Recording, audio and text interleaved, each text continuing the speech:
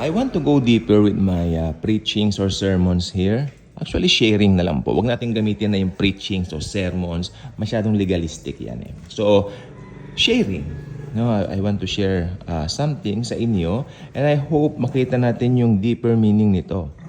Okay, alam po ba ninyo na pagdating natin sa langit, tatapakan natin mga gold? Totoo po yan. May mga jasper, may mga, yes, maganda po. Kaya, alam niyo itong si Pablo, kung tutuusin, nakarating po ng langit itong si Apostle Paul. Pero, para hindi nga raw siya maging mayabang, talagang ipagyayabang nga naman talaga niya kung, dahil nakita niya ang gloria ng kalangitan ng Panginoong Hesukristo. Pero, doon sa gloria ng Panginoong Hesukristo, kahit ito'y kanya na pong nasaksihan at nakita, may nakalagay sa Bible na para hindi nga siya magmapuring mabuti. Diba? Mayroon nga siyang thorn in the flesh. Linawin ko lang po, yan thorn in the flesh, hindi po yan karamdaman. Taliwas doon siya sabi, meron doon siya sakit sa mata. No, hindi po karamdaman yan. Yan po ay taga-usig.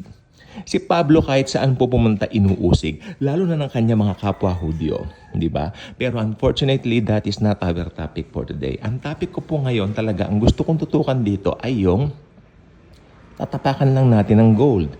Ngayon, tanungin ko po kayo, hindi lang po gold ang tatapakan natin doon. Meron pong jasper, may emerald, ano pa? Yes, yung mga pinapahalagahan dito sa lupa na talagang ginagawa nila mga prize possession, yung mga tao ngayon dito na mayayaman, may mga ginto, may mga bars of gold, tatapakan lang natin yan sa langit as flooring natin. Habang nagpipiging tayo kasama ni Jesus, tinatapakan lang natin ang mga yan. So, gusto ko pong ibalik ang ating kaisipan doon sa ating salita na mababasa sa Biblia, salita ng Panginoong Hesus rather, na nakalagay doon. Huwag nating ituon ang ating mga isip at pansin sa mga bagay na nasa lupa. Why? Bagkos ituon natin to sa mga makalangit na bagay. So, yan lang po ang gusto kong sabihin ngayon. I don't wanna go further sa bagay na ito. Gusto kong manamnam natin yung sustansya ng mga sinasabi ng salita ng Diyos sa pamamagitan ko na sineshare ko naman po sa inyo sa Daily Good Vibes channel natin. Kasi nakakalungkot. Many people, even believers, are pursuing the things unbelievers are pursuing. Believe it or not. Yes. Believer ka pero ang isip mo nakapako na sa mundo, nakapako na sa mga celebrities, mga artista, mga singers. Ako may hinahangaan po akong mga singers. Pero hanggang doon lang po yon. Ang favorite ko po ngayon, hinahangaan ko si Dua Lipa. She's very beautiful, very talented. Dua Lipa, paborito ko po ngayon yan. Tapos Bruno Mars. Kasi kababayan natin si Bruno. Kinakanta ko yung mga kanta niya sa video. Paborito ko po siya. Okay? Hanggang doon lang. Pero yung ilalagay ko yung mga poster nila, hindi po ganyan. Many people ngayon nag-iidolo ng mga artista. Dito sa Pilipinas po, pa nakakita ng artista, magpapapicture talaga, makikipagsiksikan eh. I mean, ewan ko po, pero nung panahon ni Jesus Christ, ang alam kong pinagsisiksikan, si Jesus Christ lang. Di ba? Kaya tignan mo si Zacchaeus.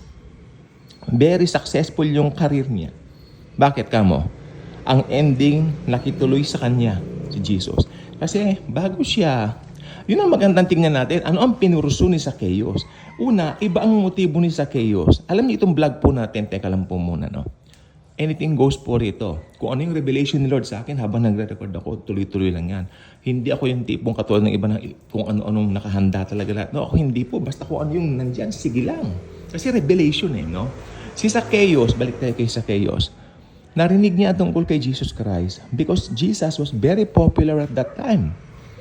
Hindi mahulugang karayom yung bawat pinupuntahan niya mga lugar. Na-curious ang pandak, ang unano. Unano siya eh. So, kailangan makita ko rin itong taong ito, kanyang gano'n. Pero ang problema, sabi ng Bible, yung stature niya maliit. Ibig sabihin, maliit siya, pandakekok, no? Pero, gagawa ko ng paraan, sabi niya. Ito may puno ng sycamore in Tagalog. Papanik ako dito. Pag akyat ko, makikita ko naman siya. Diba? So, ayan. Kasi, napaka-imposible sa kanyang stature, maliit po siya, pandakekok. Nagsisiksikan, pinagkakaguluhan ng Panginoong Hesukristo during that time. Daig pa ang celebrity. Daig pa ang celebrity, maniwala kayo.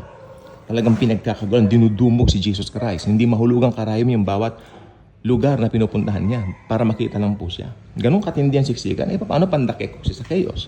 Ano nangyari ngayon? Si Zacchaeus po ay nakaisip ng paraan aakyat sa sycamore tree.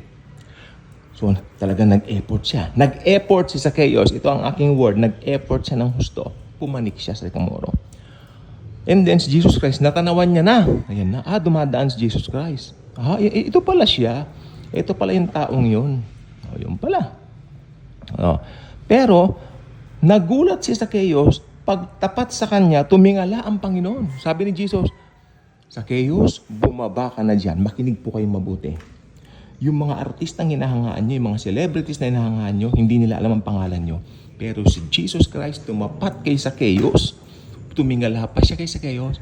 Zacchaeus, baba ka dyan. Ngayon din, tutuloy ako sa tahanan mo. Si Jesus, kilala niya si Zacchaeus. Kaya kung meron tayong dapat pagkaguluhan, dapat i-prioritize si Jesus dahil si Jesus, kilala tayo. He knows our name. May kantang, He knows my name. Worth it na pagkaguluhan si Jesus Christ. Worth it na makisiksikan ka kay Jesus. Pero mas maganda po ang panahon natin ngayon. Hindi mo na kailangan makipagsiksikan sa Kanya para makita siya. Dahil si Jesus nakatira na sa mga puso natin. Okay? So si Zacchaeus, nagbago ang buhay, bumaba siya. Naniniwala ako, inassist pa siya ni Jesus ang binababa niya. Binaba ni Jesus, binaba pa niya. Pandakekok si Zacchaeus. No? Tapos tinulungan pa niyang bumaba. Tapos tumuloy na sa bahay niya. At nabago ang buhay ni Zacchaeus from that day on. Amen? So worth it. Pag si Jesus ang priority mo, maganda ang mga mangyayari. At yung mga priority natin dito na mga bagay-bagay, lahat yan nilipas. Okay, tanungin ko po kayo. Sino po rito yung mga damatans? Naku, patawarin niyo ko sa ita ko. Mga medyo may edad na. Yan. Malamang nung panahon nyo, mga 1980s, may mga hinahangaan kayong artista. Ngayon, mga damatans na rin, di ba? Kalbo na, panot na, o yan. Pero si Jesus Christ, the same yesterday, today, and forever. This vlog, this video na ginawa ko ngayon, para i-remind kayo, since birthday ni Jesus, happy birthday Jesus, malapit na po ang birthday nyo sa December 25, birthday niya ngayon, isipin natin na siya yung pinaka-special possession natin. Okay? Hindi mga bagay ng mundo na yan, hindi mga celebrities na yan, hindi po yung mga yan. Kasi nakakalungkot po ngayon. Ang mga tao ngayon humahanga lang sa kapwa-tao. Hindi nila hinahangaan ang beauty at glory ng Panginoon. Yung iba walang interest sa Diyos, walang interest kay Jesus. So it's about time. It's high time. Let us proclaim the name of Jesus. Hindi lang dahil birthday niya, kundi dahil every day, Jesus is Lord forever and evermore. God bless.